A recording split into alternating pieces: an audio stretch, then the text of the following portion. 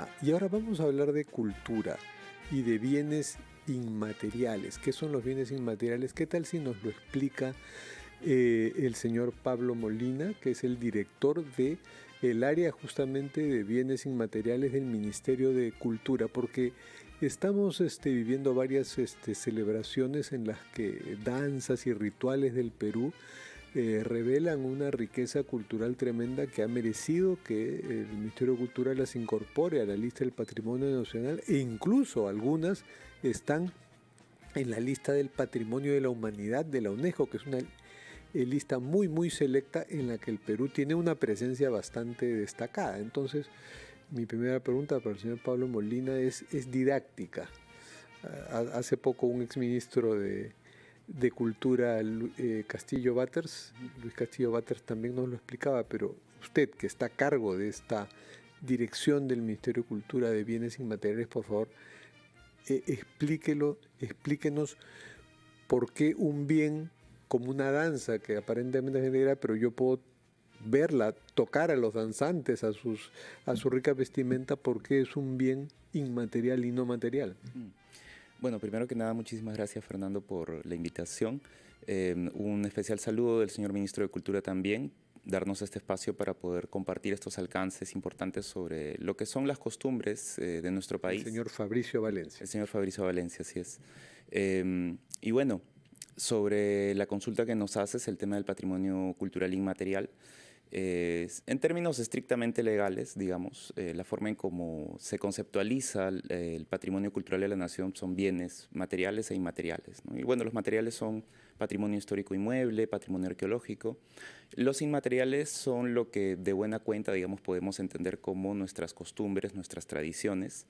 Y son inmateriales porque si bien efectivamente se plasman en aspectos tangibles que podemos ver como vestimentas o como imágenes o como implementos que se usan para hacer artesanía o hacer vestuarios de danzas, pero últimamente lo que hay detrás es un conocimiento que se transmite de una generación a la siguiente. Y sin ese conocimiento no sabríamos cómo usar esos implementos o cómo vestir esa vestimenta o cómo representar una festividad, ¿no? Entonces, ese saber que se transmite activamente de padre a hijo, de madre a hija, etcétera, ese es el patrimonio cultural inmaterial y es lo que últimamente permite dar vida año tras año a tantas festividades, a tantas danzas, a tantas formas de artesanía y muchas otras prácticas culturales. Señor Pablo Molina, muy buenos días. Le saluda Carlos González desde la ciudad de Trujillo. ¿Y qué tan ricos somos en el Perú con los bienes inmateriales? ¿Cuántos tenemos registrados? Pero también algo importante, ¿cuántos aún nos faltarían por registrar? Carlos, muy buenos días. De igual manera, un gusto, un saludo poder conversar contigo. Bueno, actualmente nosotros en Perú tenemos alrededor de 430 manifestaciones culturales ya declaradas Patrimonio Cultural de la Nación. Este es un esfuerzo que se hace año a año, todos los años se da un promedio de entre 25 manifestaciones que se llegan a declarar patrimonio. Y bueno, por ejemplo, yo ya llevo trabajando unos años en el ministerio. Cuando yo entré a trabajar en 2015, había algo de 125 más o menos. Entonces, en un periodo de tiempo ha habido un crecimiento muy importante en la cantidad de manifestaciones que se han declarado. Y esto es algo que poco a poco va a ir creciendo. Y claro, efectivamente, hay muchísimas más prácticas culturales, muchas más danzas, muchas más fiestas, muchas más formas de artesanía y demás. Entonces, esto es un registro participativo que se realiza con los portadores de las prácticas culturales. Entonces, cada proceso de declaratoria implica un acompañamiento técnico y de ahí que no es que estemos sacando, por decir, cientos de declaratorias al año, porque cada declaratoria implica un trabajo muy de base comunitaria, muy de acompañamiento, que implica la formulación de planes de salvaguardia y medidas para poder garantizar la continuidad de una práctica cultural. O sea, señor Pablo Molina, lo que nos está diciendo es pues que como que no necesitan salir a buscar a ver qué declaramos, porque hay las comunidades que practican estos rituales, estas danzas, son las primeras interesadas y buscan al área para que se les registre, para que se les reconozca. O sea, esta declaración de patrimonio es un reconocimiento que puede ser muy útil e importante para la identidad de esas comunidades y para estrechar también el lazo, horadado por otras cosas, pero aquí estrechar el lazo entre comunidades y Estado. Sí, así es. Bueno, de hecho ahí sí me gustaría poder hacer alguna como precisión, en todo caso. Vale. En sí, la acción de declarar no es estrictamente hablando un reconocimiento, en términos, digamos, legales, en tanto que un reconocimiento es como algo honorífico, ¿no? Es decir, yo te otorgo un reconocimiento porque estoy distinguiéndote, porque has hecho algo en particular o algo así. No es que cuando algo se declare no te confiera especialmente a la comunidad este sentido de ser reivindicado, revalorado. A eso Totalmente. me refería con la palabra reconocimiento. Exacto. O sea, totalmente es lo que ocurre. Pero estrictamente en términos, digamos, jurídicos, lo que constituye la declaratoria es un registro dentro de un inventario. Entonces es la forma en que el Estado peruano tiene para identificar e inventariar los así denominados bienes inmateriales. Y eso últimamente es una herramienta de gestión.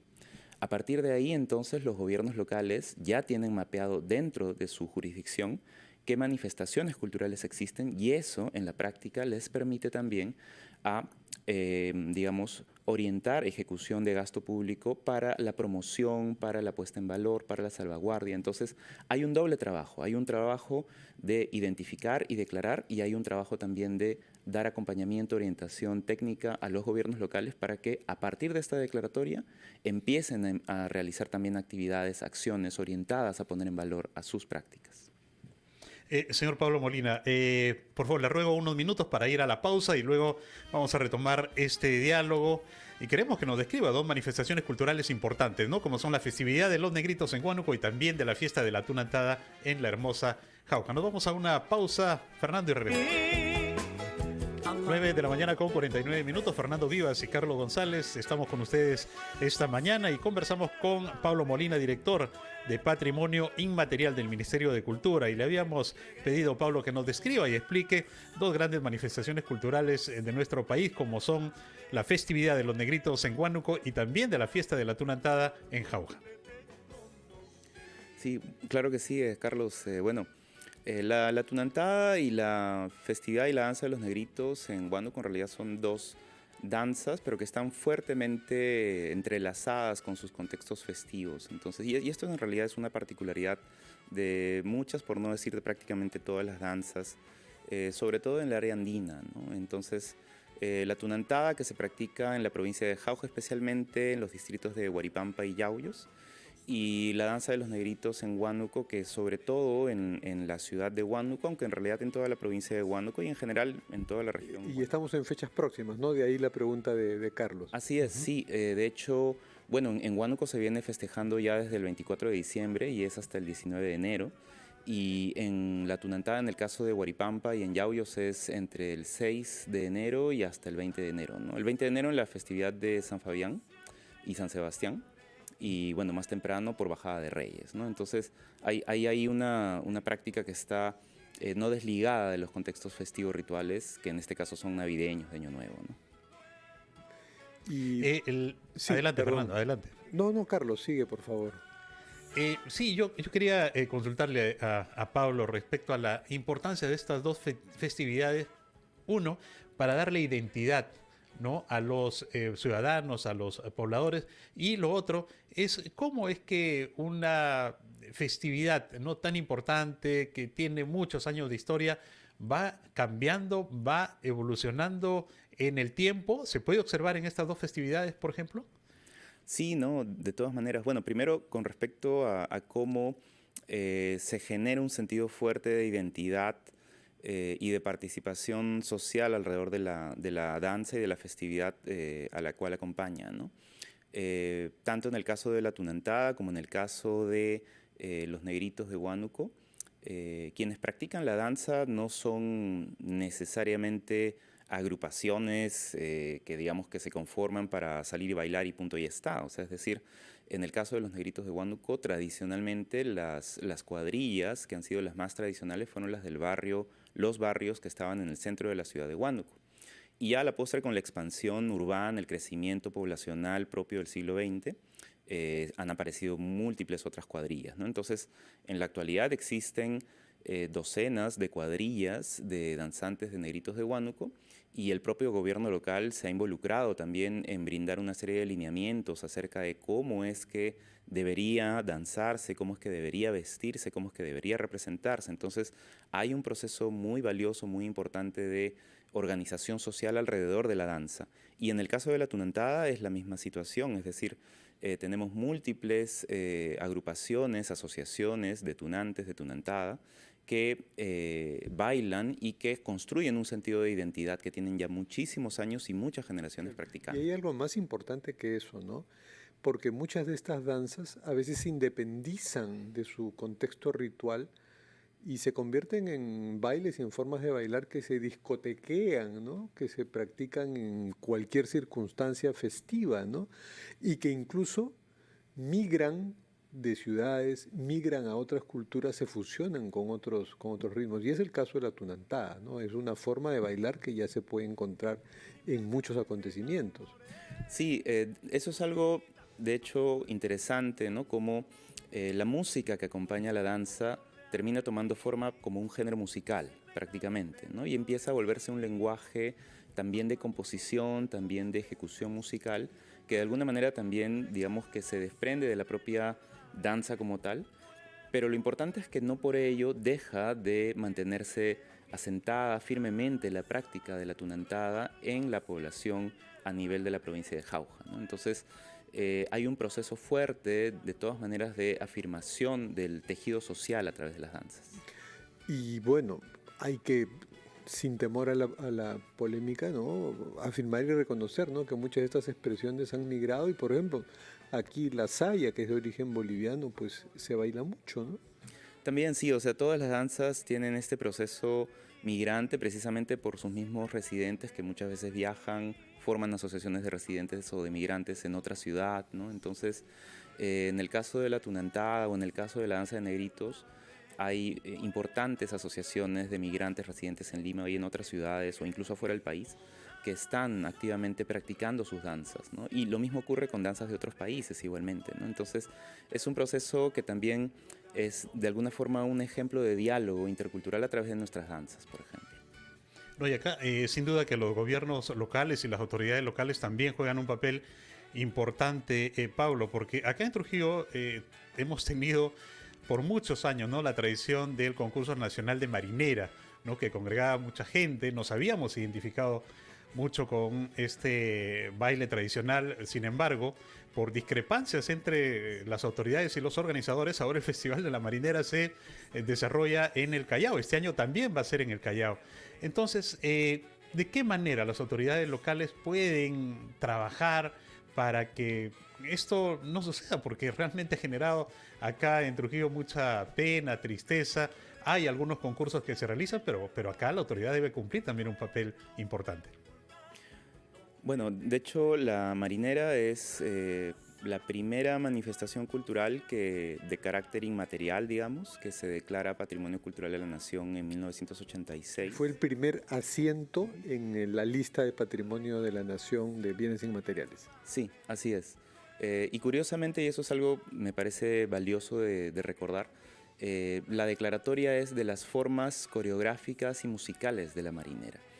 Y eso me parece importantísimo porque es un recordatorio de que marinera hay en muchas partes del país, hay muchas variantes.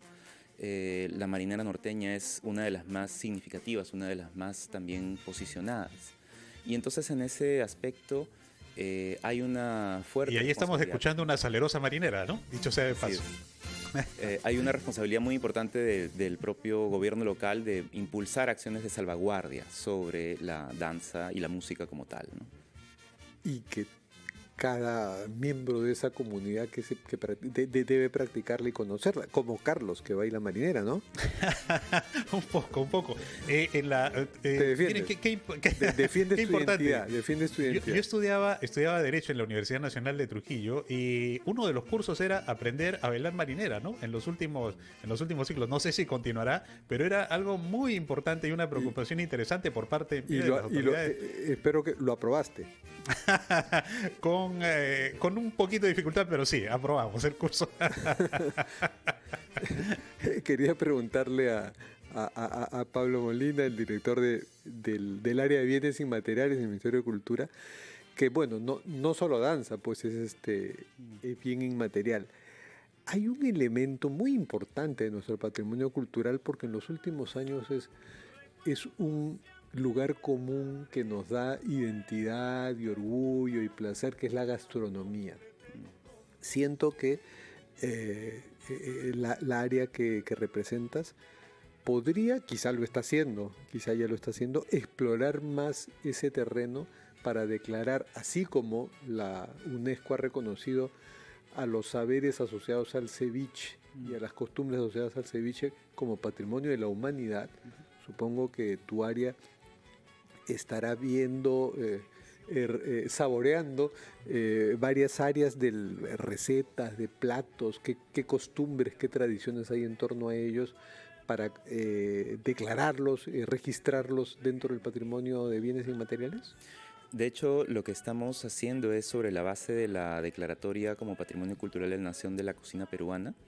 Estamos desde el año pasado y este año con un poco más de tracción, más marcha, digamos, empezando el año, articulando con Indecopi, que tiene un procedimiento muy interesante que se denomina de especialidades tradicionales garantizadas, que es específicamente un registro para poder inscribir, digamos, preparaciones alimenticias que tienen un valor tradicional. Y para lo cual nosotros tenemos una larga, digamos, experiencia técnica en la formulación de expedientes con población. Entonces estamos buscando encontrar este trabajo conjunto para impulsar que más preparaciones alimenticias estén inscritas. A la fecha existe una que es el pan de anís de Concepción, que se inscribió como especialidad tradicional garantizada por Indecopi en 2023, si no me equivoco. El pan de anís de Concepción, ¿dónde se consigue fuera de Concepción un pan de anís? Es que esa es una de esas virtudes de nuestra cocina y de nuestra cultura en realidad, ¿no? Que conocerla implica también viajar, implica también salir a veces de tu zona de confort y conocer otras realidades. Y es lo que nos ocurre también voy a aprovechar en regresar un cachito al tema de la tunantada de la danza de negritos. Está cerca, Concepción de Jauja. Exacto, o sea, es todo parte de. Hay una articulación de elementos culturales que nos llevan desde la fiesta hasta la danza, hasta la gastronomía, hasta la artesanía, hasta las autoridades rituales, sistemas de producción. Entonces, está todo muy entrelazado. Entonces, la única forma también de conocer en su totalidad esa complejidad es visitando los lugares. Entonces, de ahí también la importancia de pensar la tunantada en Huaripampa, en Yauyos, dentro de Jauja, pensar la danza de negritos en la ciudad de Huánuco, en sus diferentes barrios y en sus contextos festivos, como es ahora en las festividades del 20 de enero en Jauja, como es ahora las festividades hasta el 19-16 de enero en Huánuco, ¿no? Entonces, todo esto es parte de nuestro patrimonio inmaterial. Uh-huh. Muy bien. Qué alegría siempre, Fernando, terminar el programa mostrando la riqueza cultural del país. No tenemos mucho de qué sentirnos. No solo somos problemas, somos patrimonio también, material e inmaterial. Muy bien, agradecemos a Pablo Molina, director del Patrimonio Inmaterial del Ministerio de Cultura, por este diálogo con RPP. Muchas gracias, Pablo. Muy buenos días. Fernando, hemos llegado a la parte final del programa. Un fuerte abrazo para ti, que tengas un excelente domingo y también un excelente domingo para todos nuestros oyentes. Nos encontramos de igual forma para ti y para todos los trujillanos.